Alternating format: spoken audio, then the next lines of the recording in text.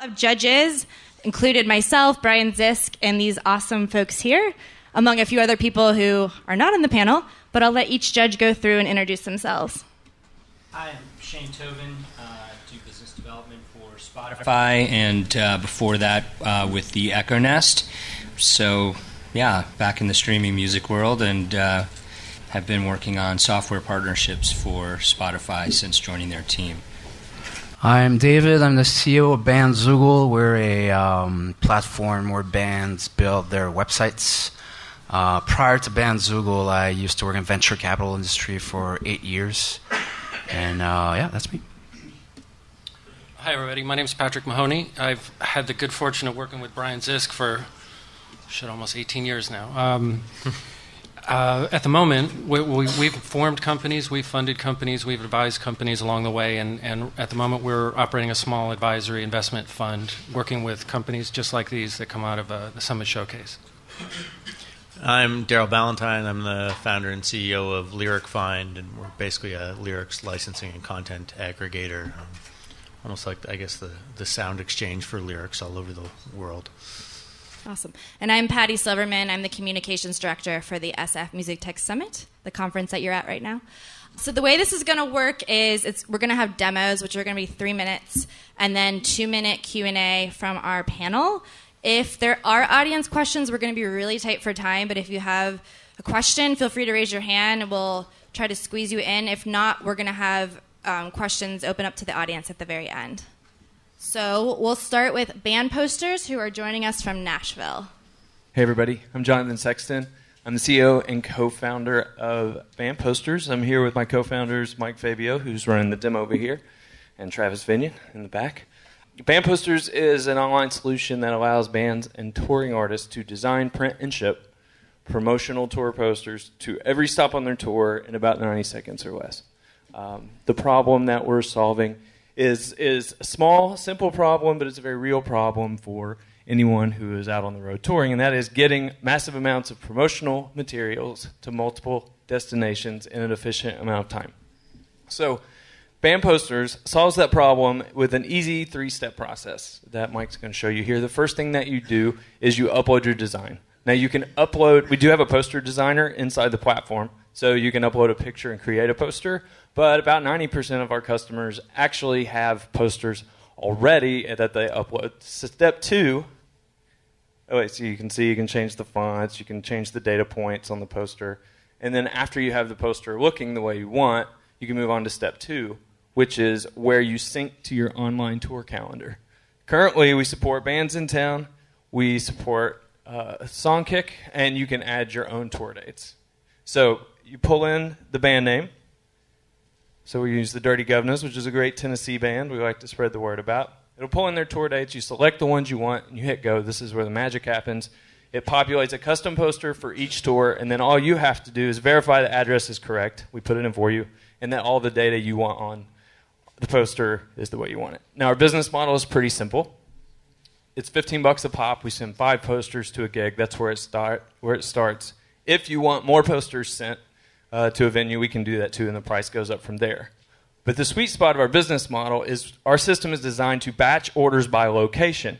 And so our system will grab if 2 bands are playing the same venue in the same window, and we'll send them both. We've launched less than a year ago. We're profitable. We're bootstrapped. We've got customers from Iceland and Australia. We've sent to 47 states.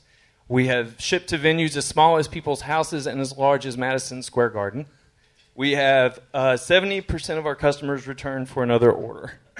The future for us is we want to build an API. We want to plug it into every website in the world that supports tour dates so that anyone can print band posters, whether you're a band or a fan. And we're here looking for partners that want to get involved with something like that.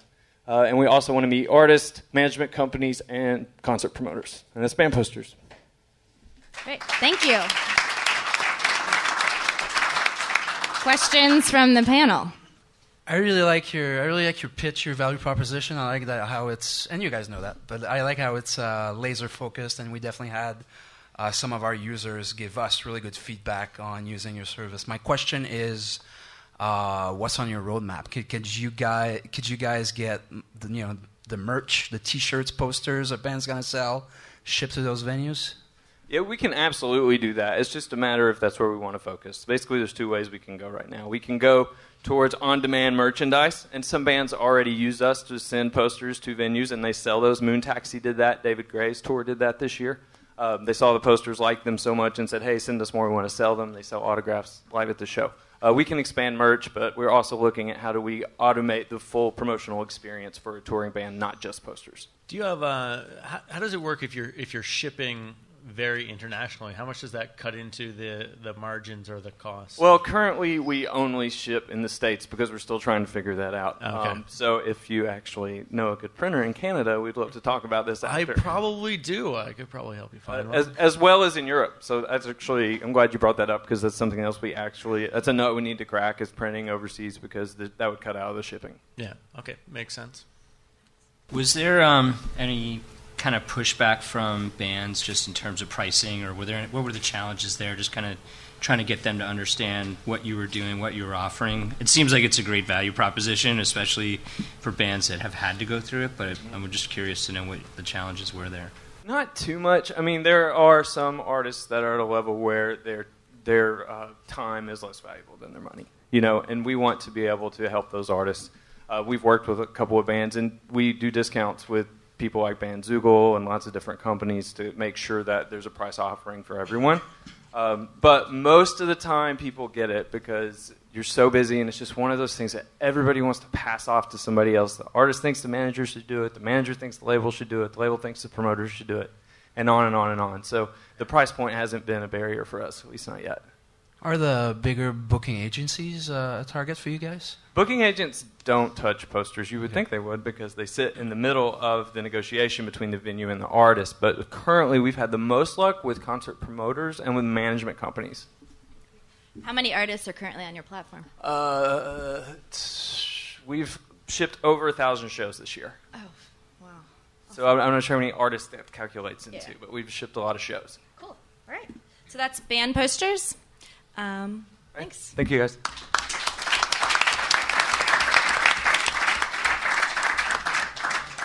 Next up is Soundslice, who's joining us from Chicago. Hey guys, I'm Adrian from Soundslice from Chicago, Illinois. I'll try to prevent some feedback. This is Soundslice, which is animated, interactive sheet music and guitar tablature.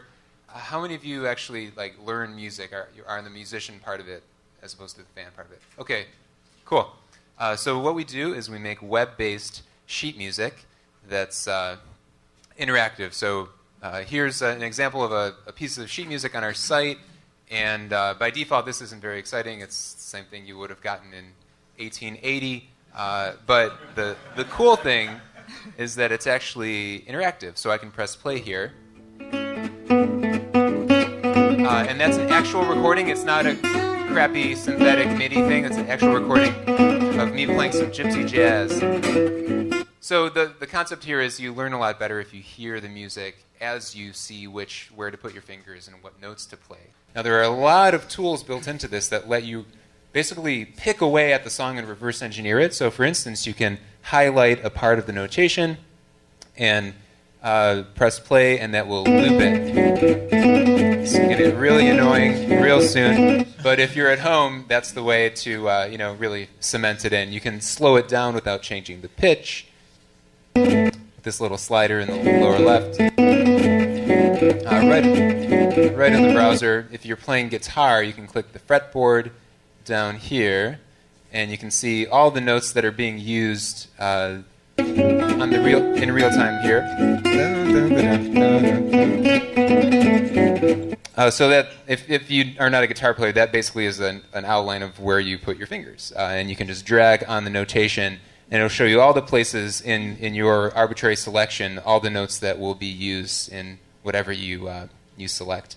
And then because this is all done client-side in the browser, for those of you who are techies, you'll appreciate if you're on a smaller screen, the notation actually gets re-rendered on the fly. So it's a full music engraving engine written entirely in JavaScript. The business side, so it's a two-person company. I do all the code. My partner, PJ Macklin, does the design. Based in Chicago, we make money in two ways. We license this to other sites. So here's an example of a guitar education site called Jam Track Central that does these instructional videos, and they embed our player right there. We also sell sheet music in this format, and we give 70% to artists compared to 10% that they might get from a big publisher like Hal Leonard. Any questions? Panel? What's the process for creating that file? There's a lot of extra data in there. How long does it take you to create for a regular song this sort of sheet music on steroids? So we import from 5 different formats. So there's a standard called MusicXML, the creator of which is in the room, so that's kind of awesome. So that's instant. You just upload the file and you get this. If you want to add audio, if you want audio for that, it'll play by default a synthetic thing that it just does on the fly from the notation. If you want to add audio, you upload an MP3. You can have multiple sources, something I didn't show, and you use our web-based thing to tap out the measures as you listen to it, and that creates the sync points. And eventually that'll be automated to score alignment. It's a kind of a solved problem. We just haven't implemented it yet. You said artists can sell sheet music in this format. Does that happen on your website, or can they embed that into their website? It happens on our site. Nobody's requested embedding it on their site. They're happy to just link to it. But it's so small potatoes, we only have 10 artists at this point. So. Okay. That could be interesting, because we see a lot of our users sell PDF format sheet music from their website. Yeah, that was really cool in 1920.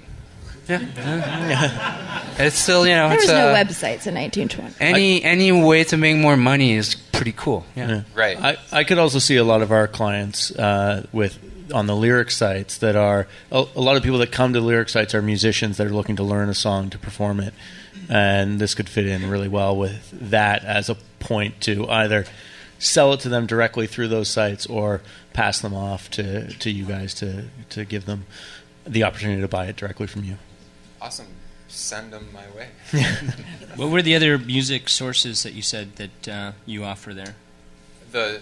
For the notation data? Yeah. So MusicXML, which Sibelius, Finale, all the big music programs export to that. There's something called MEI, which is a MusicXML competitor from the academic world. Guitar Pro, which is a popular app for guitar players. There's 3 different formats of theirs, and something called Power Tab. And then we're working on MIDI, ABC. We want to be like the Rosetta Stone of all these formats, some of which are dead. Cool. Seems like you could put a good partnership together with a lyrics company. Yeah, I might know somebody that could help with that.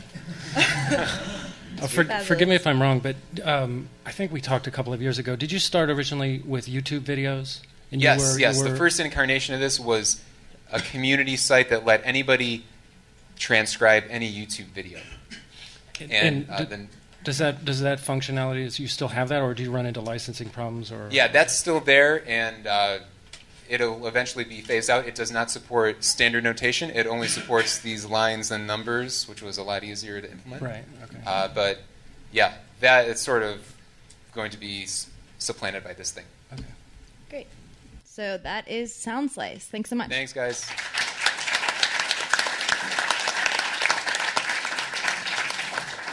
Next, we have Pace DJ, who have come in from San Diego. My name is Kyle. I'm a co-founder of GroupMuse. GroupMuse.com is a platform that connects local classical musicians with local audiences so that the community can organically generate its own chamber music, house, party, concert things. They're all listed on GroupMuse.com. It's live Beethoven string quartets in your living room with your friends and your community. We're trying to spread more art and beauty in this world, so come on down to a GroupMuse.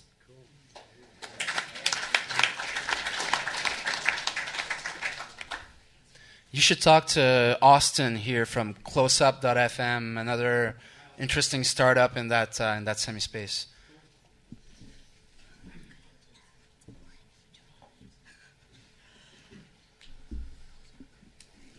I stole that from Larry Marcus. Yeah, he's a smart guy. Hi, everybody. I'm Will Turner. I'm the CEO of Pacing Technologies. And our application, Pace DJ, is all about musically optimized performance. And we're here today seeking partnerships with leading streaming services. Because right now, we have the opportunity to transform health and fitness with music. First, a little bit about us. Pace DJ is a patented application that lets you exercise in sync with your music. For some reason, this is not advancing. Oh, whoops. Thank you. It allows you to exercise in sync with your music. We've been recommended by the New York Times and Runner's World, among many other publications. The problem that we address generally is that people struggle to remain active. And in fact, about 2/3 of the U.S. population struggles to maintain a healthy weight. It's about 200 million people. Related to this, insurers and employers concerned about skyrocketing costs are pushing back on people to try to get them to be more healthy, in part through wellness programs and monetary incentives. Meanwhile, fitness devices and services like Nike Plus promise to help us become more fit. But they all share the same limitation. They fail to harness the power, the motivational power of music, as well as the power of music to help you find and sustain your best effort during a workout. Well, that's where Pace DJ comes in. You see, it's based on science. Research shows that when athletes work in time to music, they tend to work harder for longer and have lower perception of exertion than when they exercise without.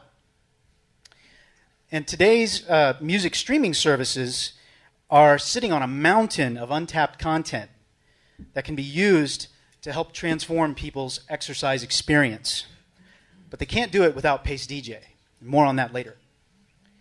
Here's how the application works. You set a target pace in steps per minute or beats per minute, and the app then creates a playlist that matches. It can also shift the tempo faster or slower to match your pace without changing the pitch. You can track your time, distance, and speed and upload it to Facebook.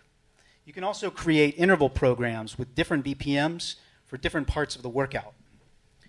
Going forward, we plan to add smartwatch integrations, heart rate-based training, and streaming music.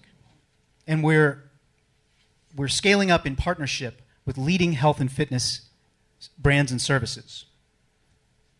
There are a lot of reasons for streaming services to want to partner with us.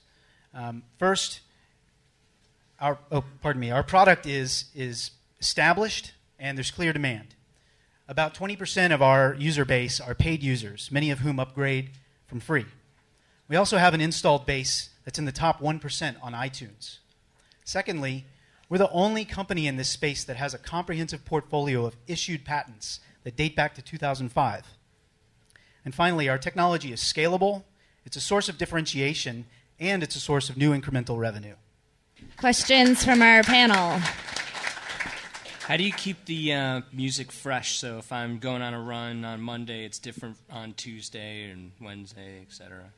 The question is, how do you keep it fresh from day to day? I think the answer is you have a deep catalog. Currently, the application uses the songs that are saved on your phone. So you're limited to the number of songs you have on your phone.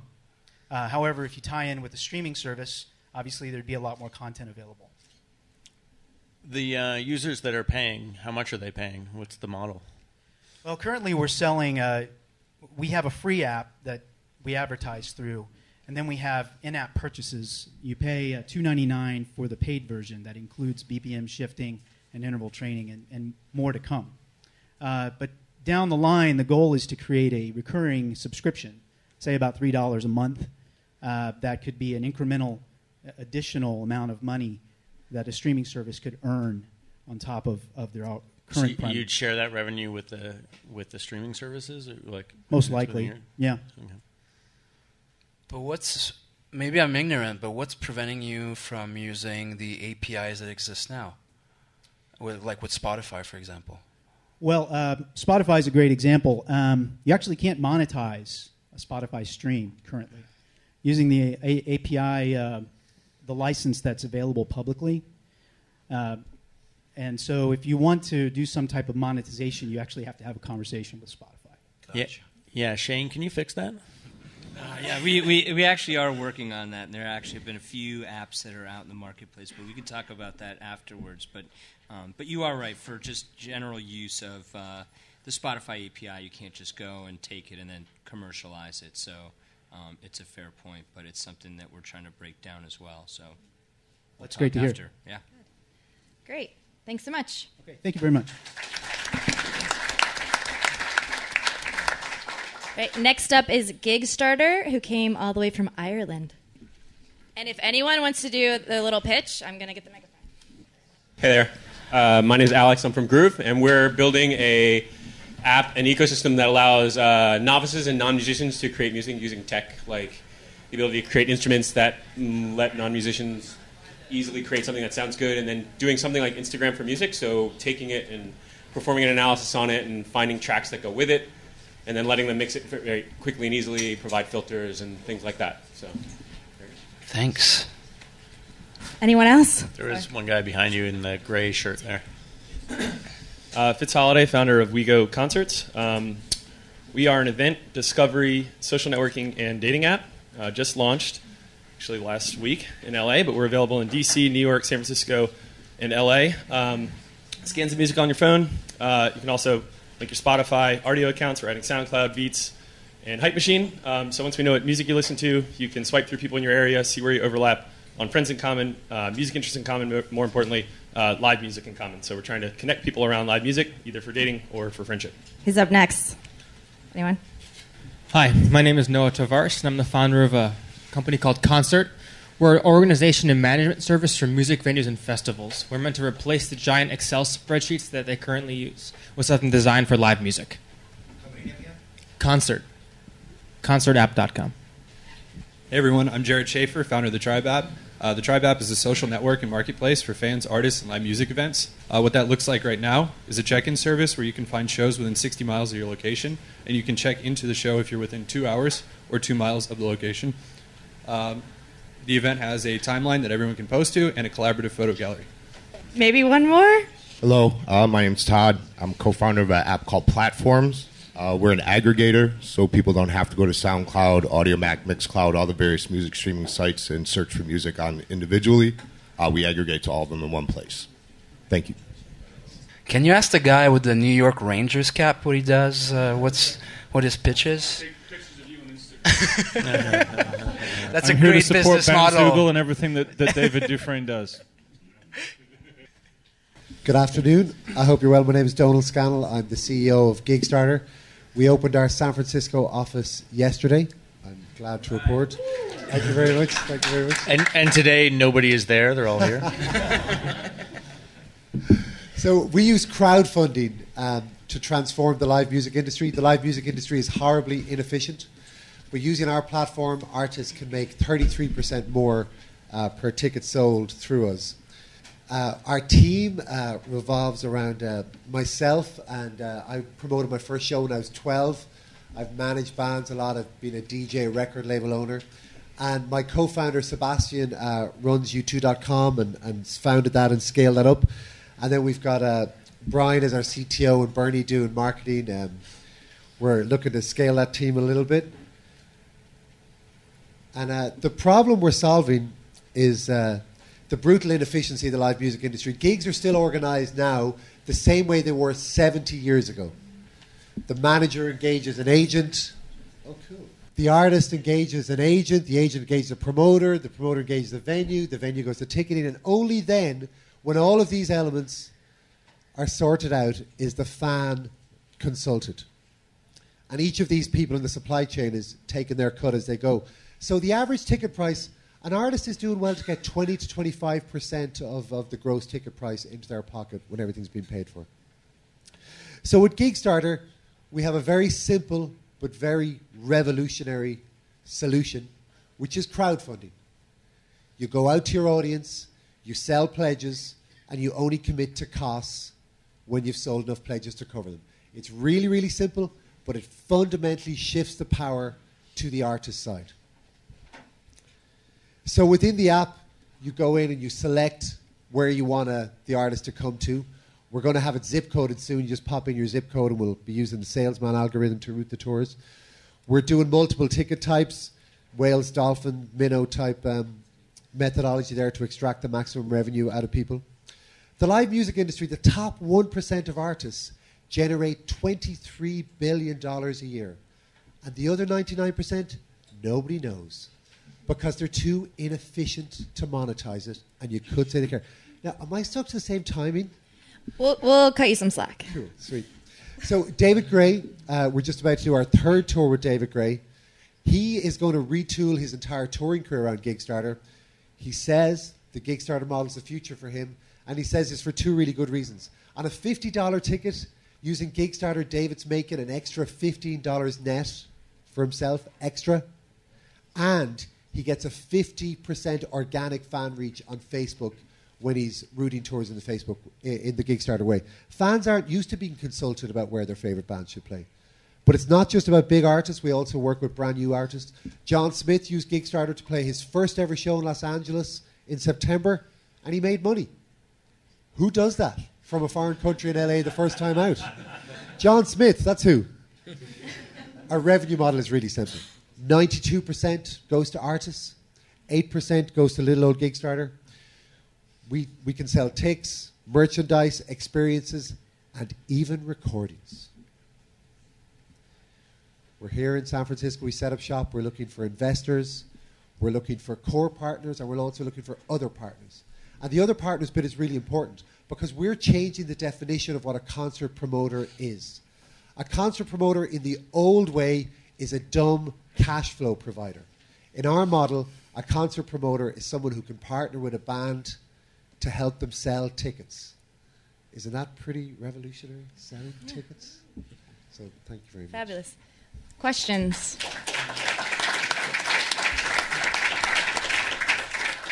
When you get a pledge from somebody, are they're basically saying, I will buy a ticket to this concert if they come here. What are the criteria around that? Is there like a radius of distance that they're willing to travel, or a date range, or a price range? And how many different factors do you have into that? Well, yeah, there's a few unknowns, and the biggest unknown is the date.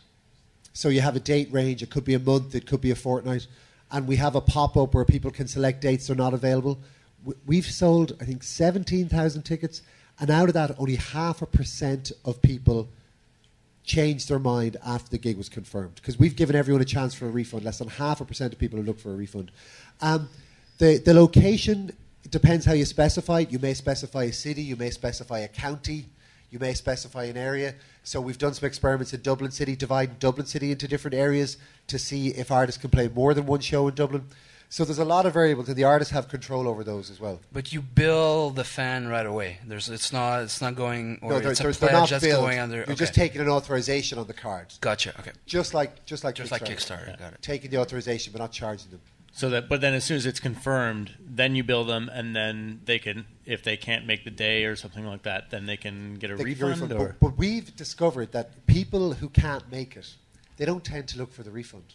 So we've seen people not show up for shows but not cancel their booking because they want to support the artist they love. And that's happened far more than people looking to change the date or look for a refund. And they're lazy. Go for it. I was just curious, what has the reception been like with concert promoters? So are they happy to have a gig that you've already sold out for them, or is there any kind of competition there? Well, there's a whole different ways of slicing it. So we don't have to sell all the tickets for a show. So in the general scalable model for larger artists, we would see Gigstarters covering the guarantee.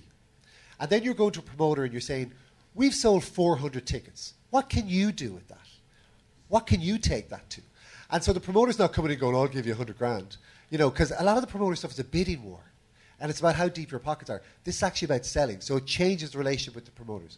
So originally we thought promoters would completely hate us. But some of them have been into it because they've been saying, you know what? Agents tell us all this stuff.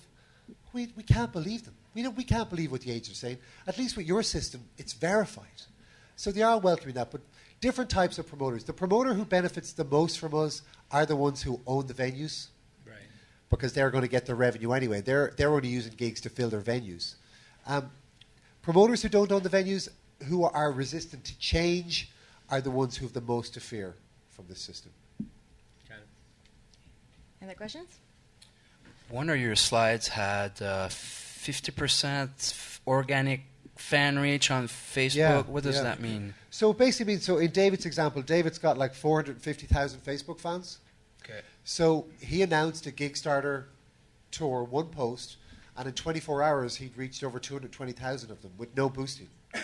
And the reason he reached so many people was they were sharing and commenting like lunatics. So when you have a really good narrative and you're letting people in, you can game Facebook. Have you done any shows in the States yet?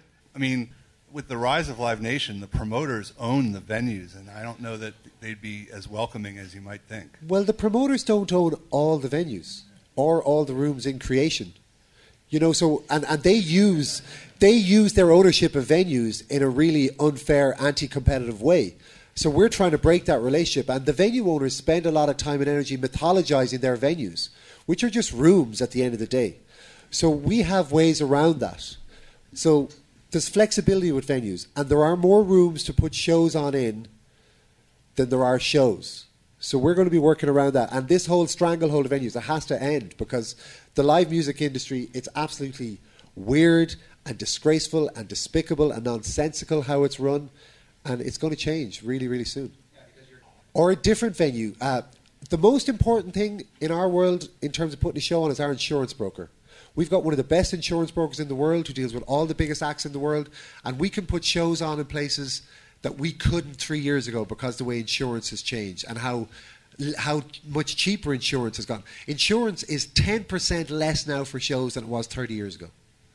It costs us €300, about $400, to insure a 2,000 capacity show, and that would have cost $3,000 30 years ago.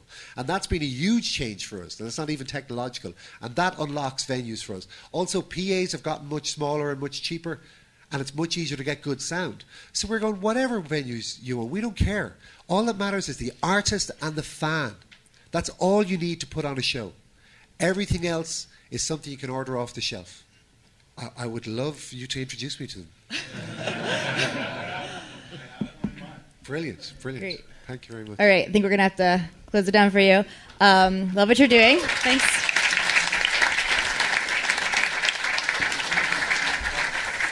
Another international company next, Conductor from Barcelona. Anyone want to do pitch for your company while we're waiting?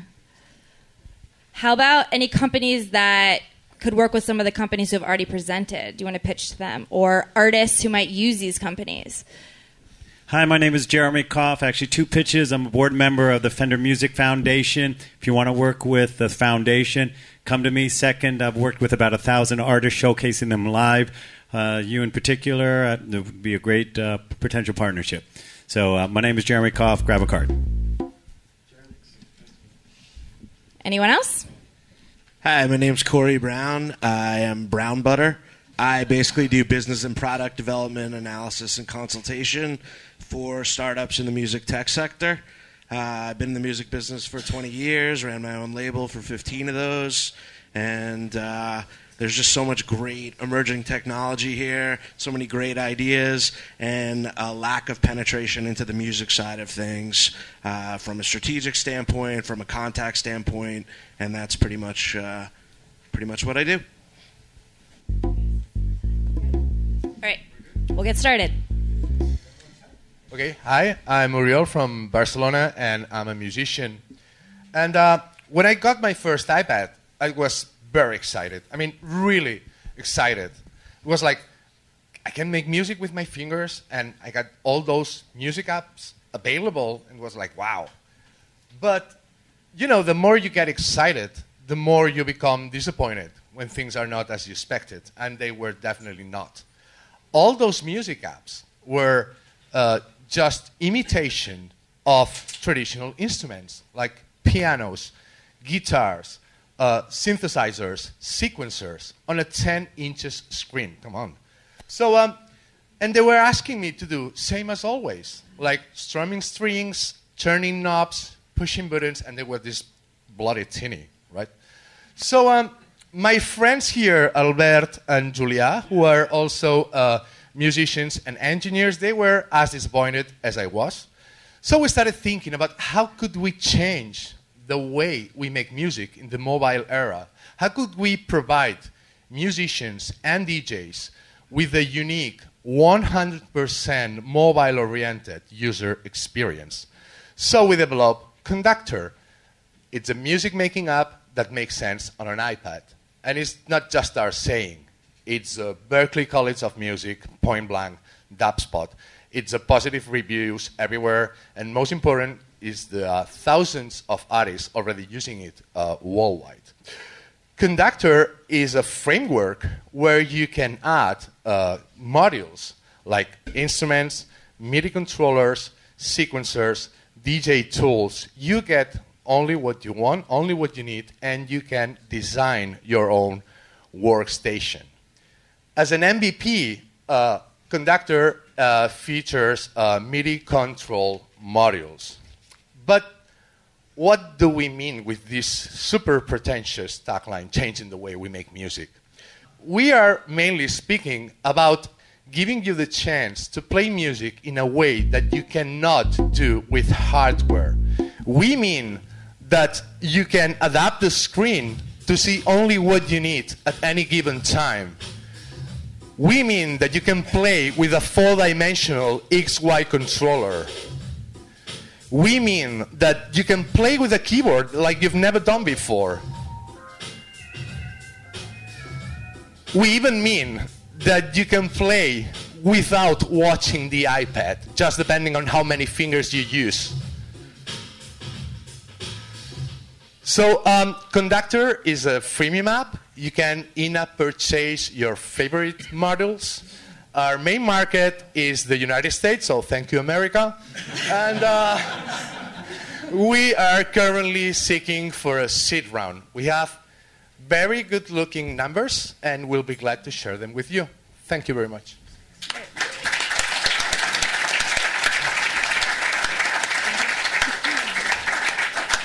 Questions from the panel?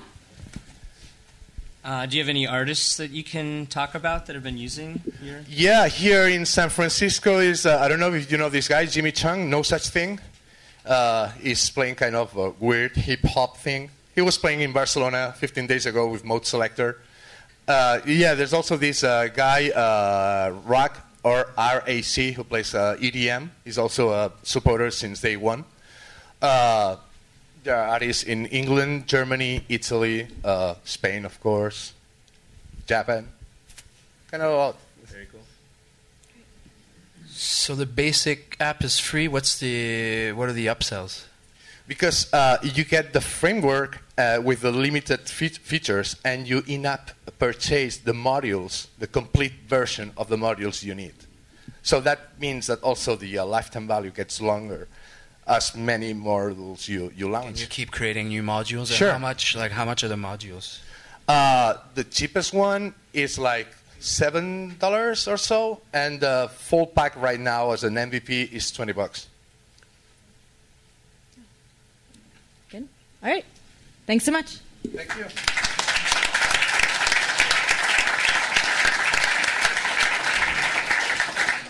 Psyx Research will be next from Santa Clara.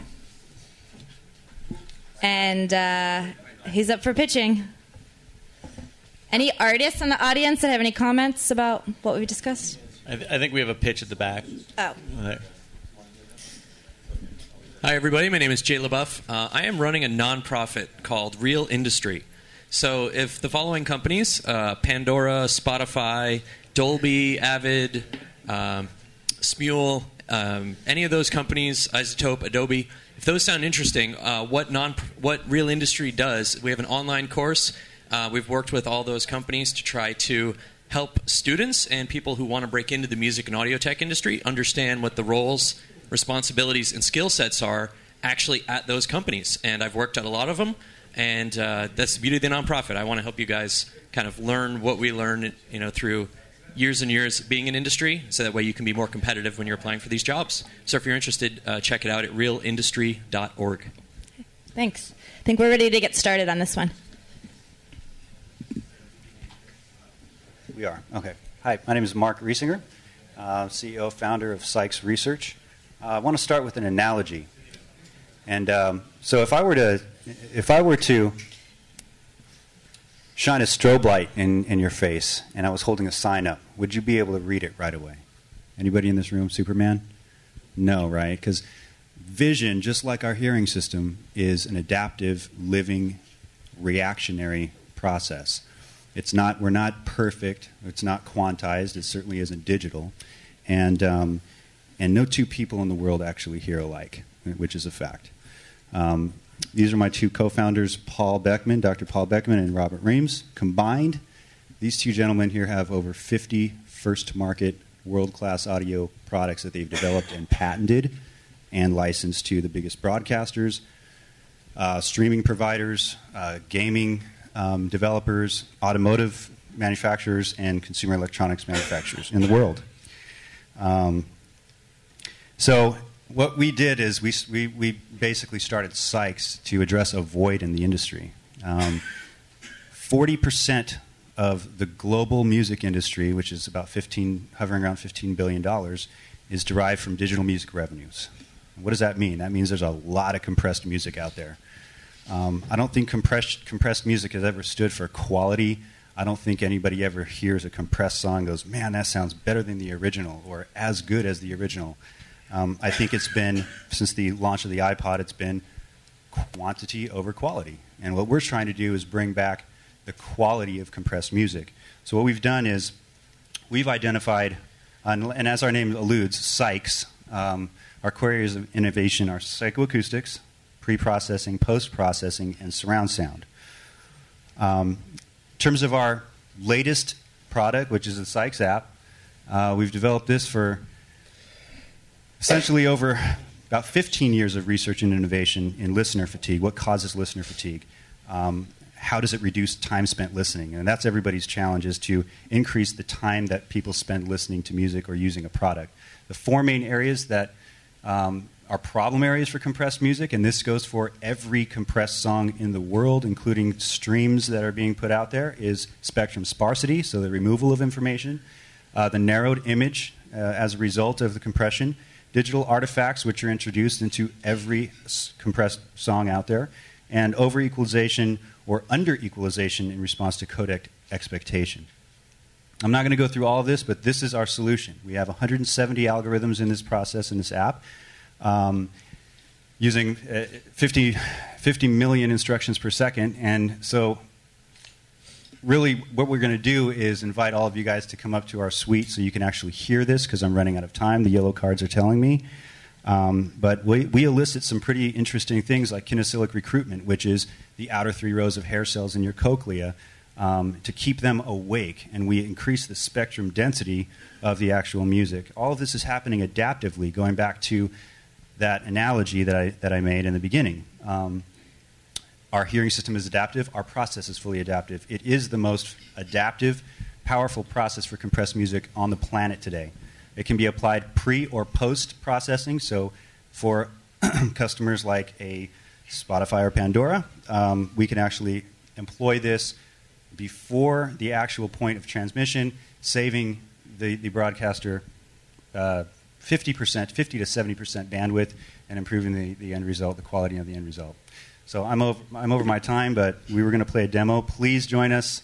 And this is kind of our replacement for the presets like rock, pop, classical, and jazz that are pretty much gone. So we care about how compressed the song is, the era of the song, the listener's hearing condition, the expectations of the listener, and the playback medium. So please join us in room 605 for a demo. We'd love to let you hear the app and give you a free version of it. It's $4.99 on the App Store, but we'll be giving it away today for free if you join us at 605. Thank you very much. Thanks. Anytime after 4:30.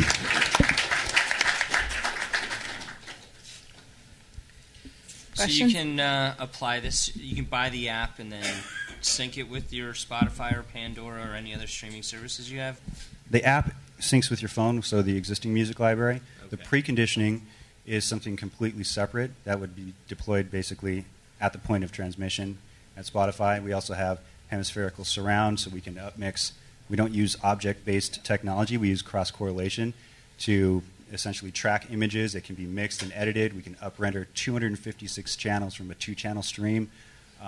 We have dialogue tools that reside in the TV. We have digital mobile TV broadcast tools and technologies. But the brain trust of our company is really these guys are really talented, extremely talented, and well, respected in the industry in terms of DSP and psychoacoustics. Do you expect to focus mostly on mobile, or because I still have crappy earphones, regardless of how good the signal is, but at home, kids play Pandora through the television, and there are real speakers. So where's the main area of focus?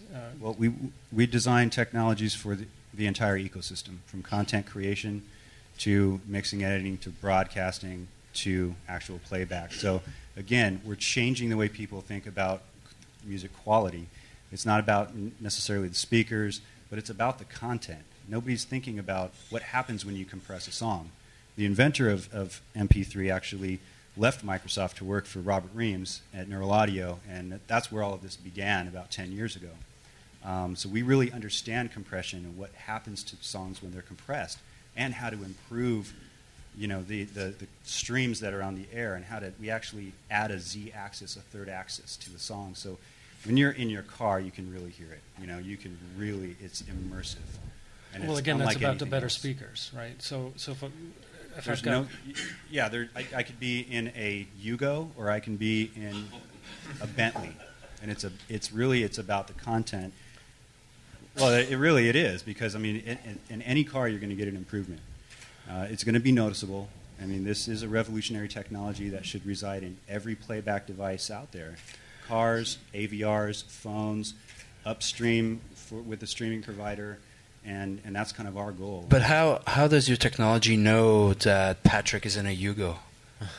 Well, it literally is what he drives. What I couldn't get into, because I ran out of time, was we've included 6 color profiles. We call them ear prints. So he has to pick his profile for where he is. You get 6 in the app.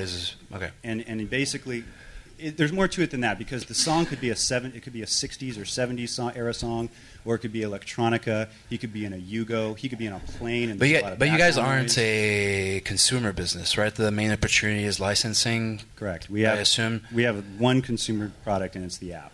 Okay, and then you're going to try to license this to every streaming provider, every internet radio. Exactly. We sold our last company to DTS in 2009. I get it. So this is the app is a proof of concept, more or less. Exactly.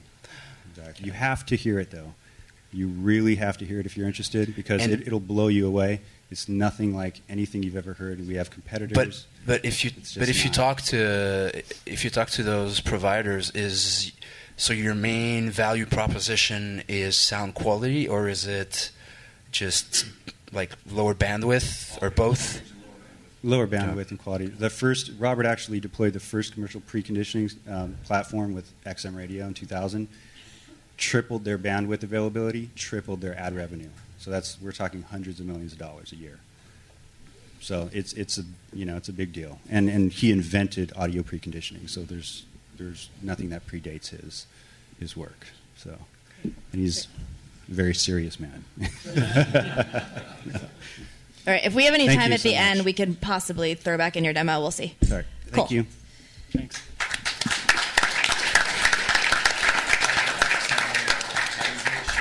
Next, we have an SF-based company, ListenIn.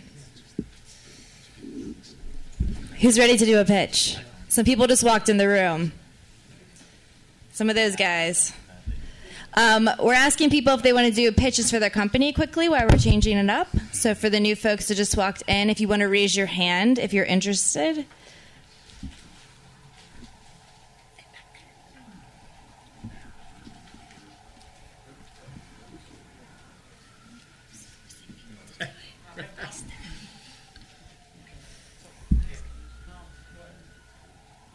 He's ready to go. We'll get you next time. Sorry.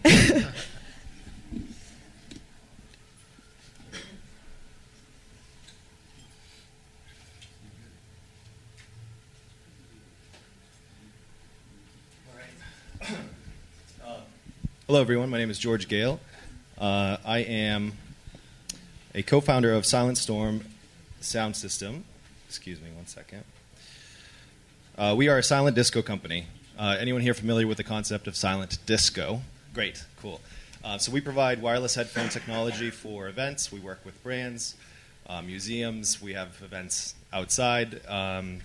And we started out in 2009. This past year, we decided to build an app that essentially duplicates what our hardware does through software. This is me and my partner, Sarah, who isn't here today to to drive the presentation, so I'm kind of balancing both. So ListenIn is the name of our app, which is the digital manifestation of the silent disco concept. Our mission is to provide a perfectly synchronized social listening experience across multiple smartphones, make it as accessible for people as possible to be able to share a social listening experience with friends, make it as scalable as possible, and be ubiquitous when it comes to silent discos on mobile phones. Currently, the hardware business requires people ordering the equipment, so this makes it much more accessible for people. For those of you who are not familiar with silent disco, this is what it sounds like. I'm not plugged in, but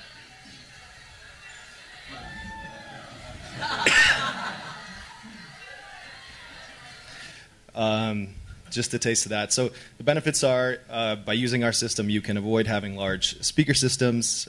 You can go around noise ordinances and amplified sound curfews. You can have different channels of music, so people can choose what they're listening to. So everyone can be on the same dance floor. Some people can be listening to hip-hop, some EDM, some funk, some ballroom dancing. So it keeps people together. You have full control over your volume, turned up to 11, in my opinion. And also you hear the music the way it's meant to be heard, the way it was produced in the studio.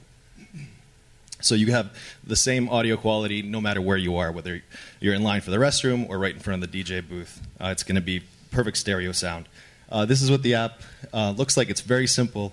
It solves a very simple issue of just syncing music between friends' phones. We're the only silent disco company with an app. We have a version that syncs over Wi-Fi as well as cellular data, and it's proprietary, unlike most hardware silent disco equipment that most companies use. It's also patent pending. The coolest feature is the external sound audio source. So in addition to Spotify, SoundCloud, and your music library, a DJ can connect their DJ equipment to their app, use that to broadcast whatever they're playing live to everyone else that is listening in. There's lots of applications. You can stop sharing headphones, group outings to the beach, to the park, group rides, bar crawls. We know everything is better with music. It can go into the aging population. As smartphones become more prevalent with the aging population, they're going to have more access to these apps, and children can enjoy music synced up with their parents or their grandparents. Silent fitness is also becoming more popular, so that's another application. And something else that's down the line is potentially even connecting the app to different TVs at sports bars and having people be able to select what they're listening to. So the ladies can watch football and the guys can get on the dance floor and break it down. We launched in April. We have about 4,000 downloads to date. We haven't spent any money on marketing. We just got picked up by BBC last week, which gave us a little spike. Monetization, it's a really surreal experience. It's great for brands to be able to assign their brand to that experience. Sponsored content, DJs can release an album and have a listening party. Subscription model, DJ can pay for the ability to connect their music to, from their turntable to the app. You can do like a $2 per month unlimited use, or if Spotify and other services enable us to monetize off of playing music from Spotify, for example, that's another in-app purchase possibility. Someone can pay 99 cents to play from Spotify. DJs can sell virtual tickets. That there is a possible profit-sharing model there. And we'd also like to provide an SDK or an API for people to incorporate this technology into their own apps. And we've got a couple of requests already. Ads, of course, as well, which is our last preferred monetization. So yeah, we're looking to make some strategic partnerships and build out an Android version as well as other platforms. We'd like to add voiceover for audio tours or fitness, and yeah, thank you very much. Sorry for going over.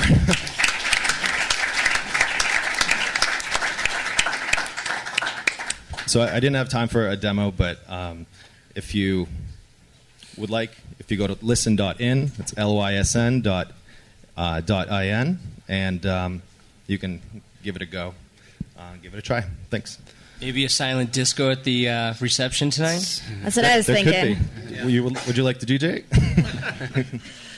I just really want to see the visual of a crowded dance floor with everybody dancing to a different song and see how that possibly works. Can the app sync the drugs that everyone takes? I don't think so. That's a really cool. That's a really cool use of Prezi for your presentation. By the way, well done. So, are you? Sorry. Are you mainly targeting users of the app where they sort of like bring their own headphones and just connect to their own device, or are you doing venue stuff where they would provide the headphones? You could kind of go both ways, because you can make it really accessible and have the users bring their own headphones. That way they have full control over the quality of the audio. So if they have really nice headphones, they can bring those.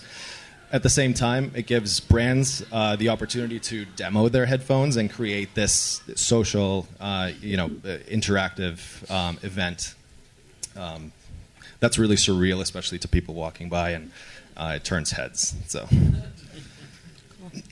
Good. This works really well. Boombotics made an app called Sync, but expressly just for the little speakers for the group ride. So it's nice to see this extended to fitness or. Yeah, that's a good point, because you can also sync up loudspeakers and Boombotics speakers or jam boxes.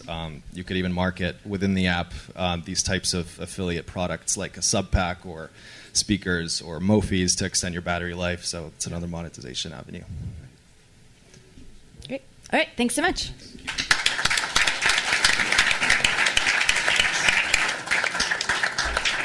All right. Phoncert, who are from Denver and Brooklyn.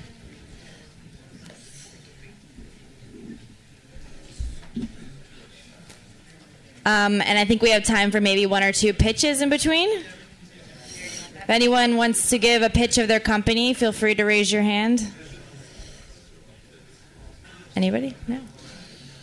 We need some entertainment. So, David, this is your second pitch competition in 2 days. Tell us about a startup that you've seen that you like that isn't in this room. That isn't in this room. Where's the guy from Nyland? How about you give your 30-second pitch? Thank you. Thank you. That's improvisation. 30 seconds. 30 seconds. I already lost like 15. Yeah. So we are Nyland. I'm Damien from Paris. I'm the co-founder of Nyland. We do music search engine and music recommendation engine based on acoustic analysis and machine learning. So basically we extract a little signature, very small one, allowing us to compare two tracks and to decide if they are very close, a bit close, or very far away. And using this technology, we power music licensing platforms, for instance, allowing those platforms to give their users the ability to do requests like, oh, I'm looking for a track that sounds like Bob Dylan, but with a girl singing, for instance. So we are powering licensing platform, and we are in the process of doing the next step API for powering streaming platforms to give the possibility to people to make recommendation on user-generated content, for instance, like SoundCloud stuff and anything that where you cannot find enough data to make recommendation. That's all about 30-second well up. Thank you. But thank you very much. Thank you. Thank you. All right. Hi. Good. My name is Jonathan Schultz. I am the co-founder of Phoncert. I don't know how many of you are huge live music fans like myself, but good. I'm sure there's been many times where you've missed a show, or worse. If this room is your target market, you're in trouble. Then I'm in. Okay. You're doing it wrong. But worse, you wake up the next morning and say, "Oh my gosh, did that really happen? How do I listen to that again?" And then search for months or years for finding that recording. Phoncert actually allows bands that are touring on a national basis or even in the local area to deliver a live soundboard audio stream to fans that can't make the show, and also archive that show in order to deliver that show to fans who ultimately are searching for it to relive that experience. The working artist may only record one album every 18 months, but they may play 100, 150 shows a year. It's a huge amount of content to be able to start to capitalize and monetize, and ultimately to satiate the demand that their fans have for unique and new content on a regular basis. In addition, for venues, it allows them to stream across borders from the fans' perspective. They are able to create a name for themselves in places outside their local area, potentially creating new ticket sales for events that are coming up, and ultimately offering an extra service for the artist that wants to deeply engage with their fans. Ultimately, our customers are loving it, and this is awesome feedback for both the bands and the venues, along with our analytics that allow people to find, or the bands to find out, where people are listening from, how long they're listening. These are all great things that they can start to engage on a deeper level with their fans. Our performance indicators have been really good. We've streamed over 600 shows in just about a year. Over 350 nationally touring artists. We've seen over 50,000 unique listeners. And these guys stick around. They listen on an average of over 30 minutes per show, and over 50% of them come back to listen to other live shows and the archive. Our technology is incredibly easy to use. You plug directly into the soundboard, and we're developing a streams device that's actually going to allow the artist, as they walk on stage, to literally pull out their phone, hit play, and they're live. And it also allows them to record the raw audio for post-production so that they can ultimately decide what they want in that archive and create demand by having an ever-changing library. The monetization we've talked about a lot today. Ultimately, we're talking about subscription fees, advertising, storage for the actual shows themselves, and branded channels for artists and venues. Ultimately, our team, my partner Stuart and I, we've been friends and known each other since the 4th grade, and Brian and Robert have been an integral part in building the app and also the device, and ultimately we've got a great team. They actually were also behind Jamcard, if anybody was upstairs to see that. If you have any questions, certainly would love to answer them. I do have a question. 50,000 listeners, how many were concurrent with the live show, and how many came back to actually just go in the archives? Yeah, sure. It depends on the artist. What is the peak? So for an artist like Lotus, which is a fairly large band that sells out Red Rocks, we've seen upwards of 1,000, 1,200, and they've done multiple shows. Then those people are coming back, and like I said, we've seen about 50%. We haven't necessarily been able to narrow it down to see how many times they're coming back and listening to the same show again and again and again, but they are coming back to listen to those shows ultimately. And how long do the archives live in the system? That's up to the artist. The artists have the ability to make them active or inactive, so they can basically create the demand by saying, we want to put up this show for the next week, and then we want to pull it down.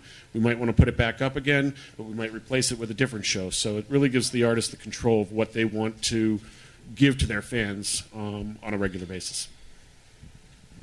Do you have any issues on the publishing side if bands play any cover songs, things like that? Obviously with being members of BMI, ASCAP and things, we've got that cover. The venues cover a lot of that also from that standpoint. But, we deal with most of the bands that we're dealing with are playing their own music, and they do have their live publishing rights from that standpoint. Yeah, the venues wouldn't cover the rebroadcast. Not the rebroadcast, correct. Right. Yeah. Great. Thanks so much.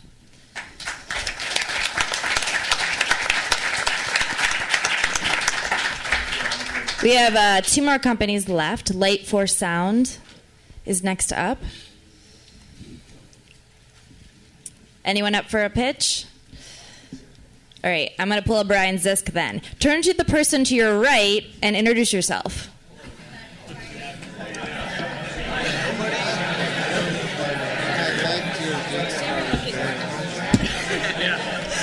problem is, if everybody turns in the same direction, they're all just looking at everybody's back. Yeah, which is kind of some people in the rule. You know, the artist says that they have the right thing. The artist is not the boisterous group. They were waiting for us. Yeah. Publishing work and like attached to our that French guy, I met him before. Okay, time's up. Time's up. I'm serious. We're starting. We had a few minutes, but it's very interesting. Okay, everyone. Are we done talking?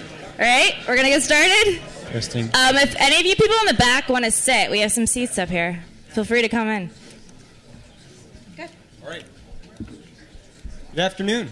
My name is Tor Lundgren, and this is my colleague, Lee Haddad. Our company is Light for Sound, and we are the inventors of the OPIC, the optical guitar pickup. Just to make absolutely sure we're all on the same page here, this is an electric guitar. And here are some pickups. A pickup is a device on a musical instrument that converts the string vibrations into electrical signals for amplification. And here's the patent for the original pickup, circa 1934. The OPIC is the pickup reinvented for the 21st century, reshaping the sound of the guitar in a way that hasn't happened since the 1930s. Our first product is a drop-in replacement for the traditional magnetic pickup. The OPIC uses optical technology to deliver a broader and deeper frequency response, resulting in a richer, truer depiction of the guitar's tone. With a variety of ways to program, customize, and modulate the tone right as it comes off the strings, the optical guitar pickup will allow for a leaner configuration with more tonal range. So imagine the natural sound palette as a color wheel. Today's magnetic pickup is limited to a small selection of colors. The OPIC gives you all the colors. As you can see here, the OPIC delivers better high and low frequency response, better balance, a broader range of tones. In other words, the resulting sound is more natural with broader frequency response than a traditional magnetic pickup. You can adjust the OPIC directly with controls on the guitar, and the presets can be customized from any mobile device. It's a drop-in replacement for a humbucker, and you can wire this into your guitar. Just like a regular pickup, the switches, the tone, and volume work the same way. And you can easily change the tone of the instrument on the fly. So with a flick of a knob or the push of a button, you have the whole pickup on your guitar. You have the whole new pickup on your guitar. So the volume and tone of each string can be adjusted independently or as a group. And future upgrades to the OPIC will include stereo output, MIDI transduction, and various effects as tremolo and amplitude modulation. Oops, sorry. Excuse me. The strings can be made of steel, nylon, gut, silk, in fact, pretty much any kind of material, natural or synthetic, that you can think of. You can make into a string, obviously.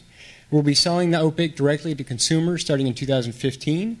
If you're interested in hearing more about beta testing or pre-orders, please come talk to us afterwards. Thank you. Thank you very much.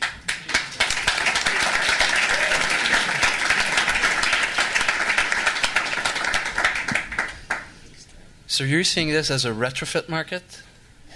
Yes, that's correct. It's relatively easy to replace the pickups in your guitars, and that's correct. Are you thinking of launching a new, eventually a line of guitars? Well, actually, funny you say that. That's the existing competitors for optical pickups have to have their own guitar, and that's one of the downsides. This is a drop-in replacement for humbucker and eventually other sizes, so we see it as an advantage. And eventually, we'd certainly love to talk to some of the big hardware manufacturers and put them in other guitars as well. Any other questions? I have no musical talent whatsoever, so if I tried to ask a question, I'd look like an idiot. Any questions from any musicians in the audience who might use this? This gentleman over here. I have more of a statement than a question, but you're also immune to electromagnetics also. Let me let my partner in on this. Yes, unlike a magnetic pickup, which is basically a pretty nice antenna built into your guitar, we don't have that problem. Can you simulate the hum as you turn the guitar back and forth? I guess if that's what you're looking for, sure.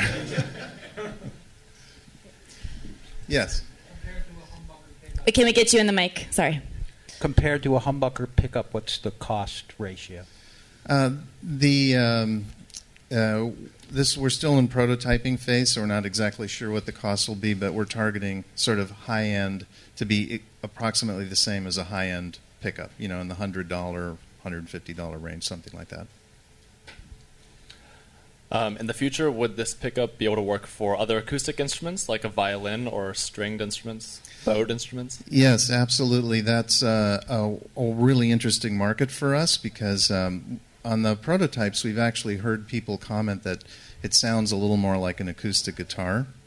And, for example, our pickup has a much broader frequency range, so one instrument that I think we're really interested in is, besides acoustic guitars, is also like acoustic basses. Because it's difficult to reproduce that really low frequency, So we think we have an advantage there. Okay. All right. Any other questions from anyone in the audience? In the back?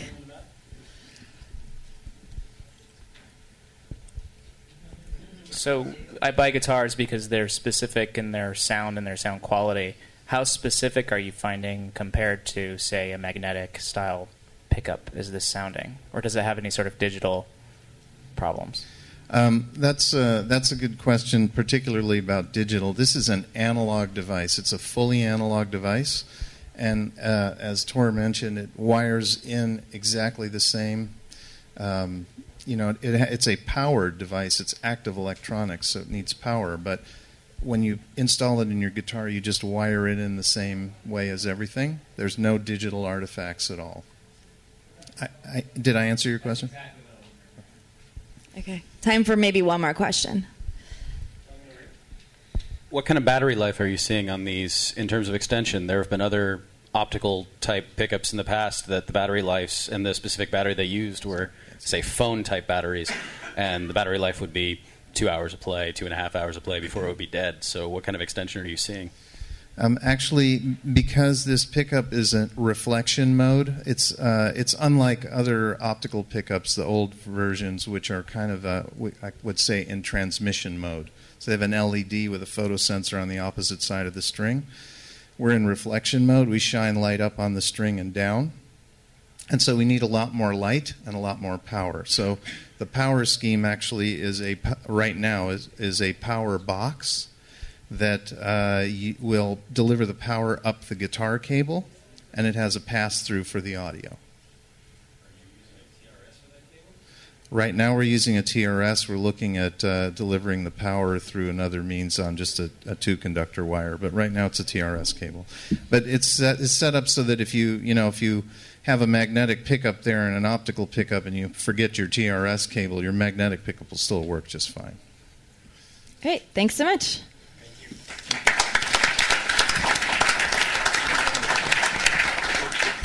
Another international company up next from Luxembourg. We have Jamendo. What can we do to entertain people for the next? Oh wait, we have a hand. Finally brave enough to maybe make sort of a pitch. My name's Henry Chatfield. I do a little bit of A&R with Pledge Music.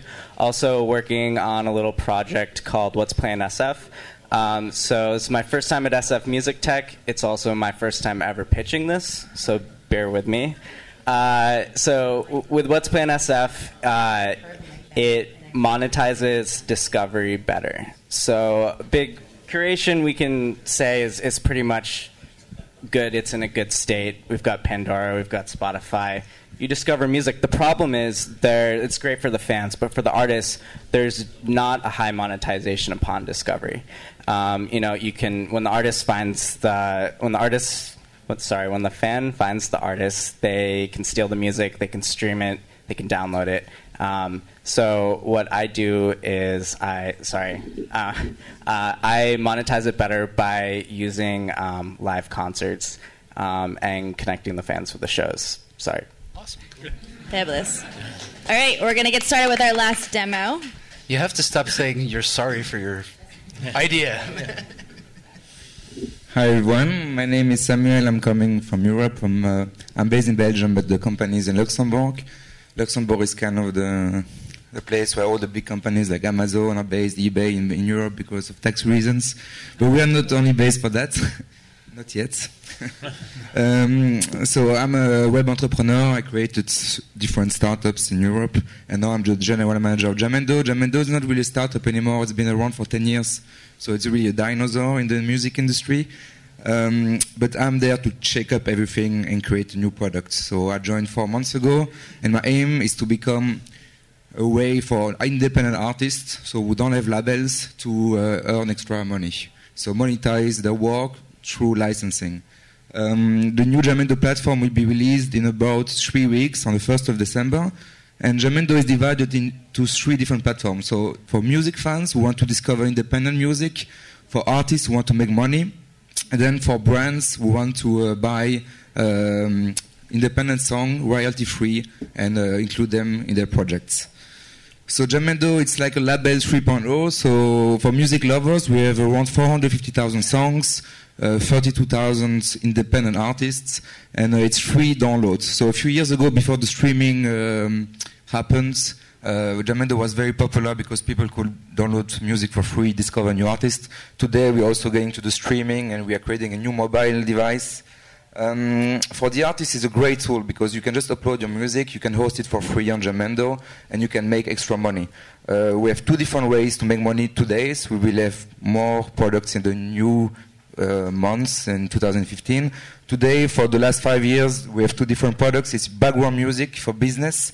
We have around 10,000 shops. We have big brands in Europe like Zara, like Subway, Starbucks, who use us because they don't want to pay collecting societies. So it's really a big savings for them. The second one, of course, is music licensing for different projects. We also have big companies working with us. Our philosophy, it's a 3-way situation, so everyone is winning. We have the music lovers who discover great new artists from all around the world. We have music from 150 countries today. We have different ways for artists to monetize their work and for the professional to find great music for cheap price. And we share 50-50 with all the artists. In 2015 will be a big day for us. It will be a big year. So we have a whole new branding with the SEO investment a lot. So you will have to be able to find specific music for what you're looking for. Documentary, for example, sci-fi documentary, nature, historical.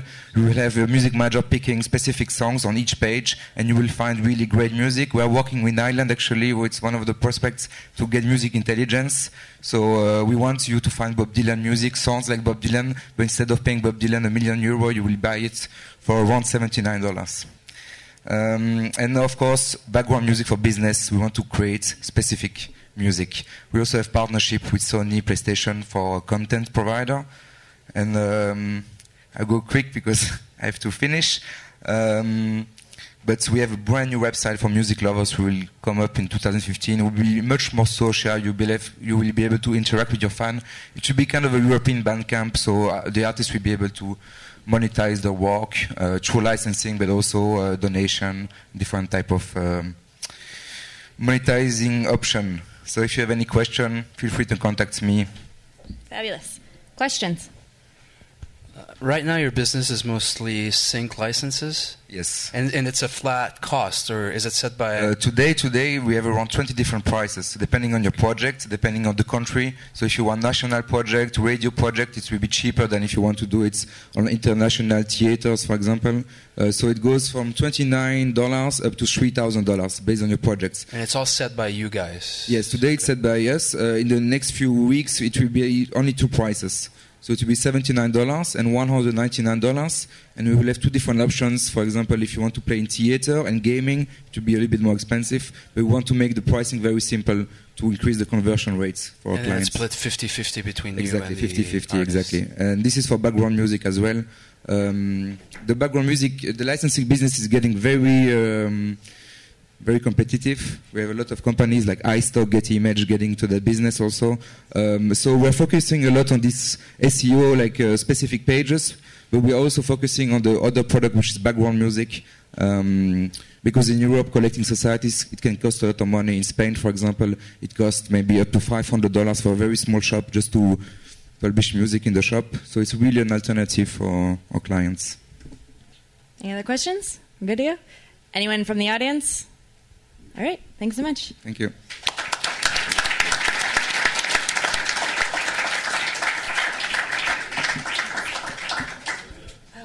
All right. Cool. We finished exactly on time. So enjoy the rest of the show. See you guys at the cocktail party. If you want to connect with any of these startups, stick around or find me. Thank you. Thank you. Bien joué. Bien joué. Good to meet you in person.